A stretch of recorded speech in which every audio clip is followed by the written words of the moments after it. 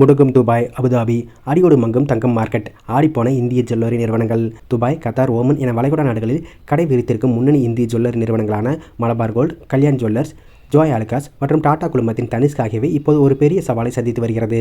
கடந்த மார்ச் மாதத்தோடு ஒப்பிடும்போது இந்த ஆண்டு விற்பனை சுமார் 70% வரை சரிந்துள்ளதாக அதிர வைக்கின்றன புள்ளி விவரங்கள்.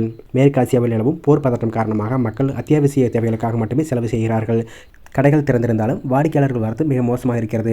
வளைகுடா நாடுகளுக்கு வரும் சுற்றுலாப் பயணிகள் தான் ஜுவல்லரி விற்பனையின் முதுகெலும்பு. போர் சூழலால் சுற்றுலாப் பயணிகள் வருகை கணிசமாக குறைந்துவிட்டது.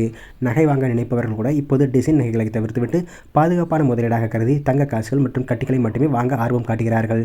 அங்கு வசிக்கும் ஆசிய நாடுகளைச் சேர்ந்தவர்கள், குறிப்பாக இந்தியர்கள், எதிர்கால பாதுகாப்பு கருதி கையில் இருக்கும் பணத்தை நகைகளில் முதலீடு செய்ய தயங்குகிறார்கள்.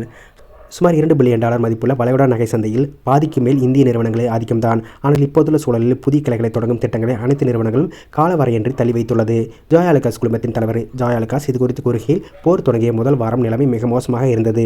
இப்போது கடைகள் திறந்திருந்தாலும் விற்பனை அளவு இன்னும் பழைய நிலைக்கு வரவில்லை என்றும் வருத்தத்துடன் பகிர்ந்துள்ளார். அதேபோல வளைகுடா நாடுகளில் 13 கிளைகளை கொண்டுள்ள தனிஷ்க், சவுதி அரேபியா போன்ற சில பகுதிகளில் ஈத் பண்டிகை விற்பனை ஓரளவுக்கு கையொடுத்தாலும் ஒட்டுமொத்த சென்டிமெண்ட் இன்னும் டல்லாகவே இருப்பதாக தெரிவித்துள்ளது. வளைகுடா சந்தையில் ஏற்பட்டுள்ள இந்திய இழப்பை ஈடுகட்ட இந்திய நிறுவனங்கள் இப்போது தங்கள் பார்வையை அமெரிக்க மற்றும் தூர கிழக்கு ஆசிய நாடுகளின் பக்கம் திருப்பியுள்ளது.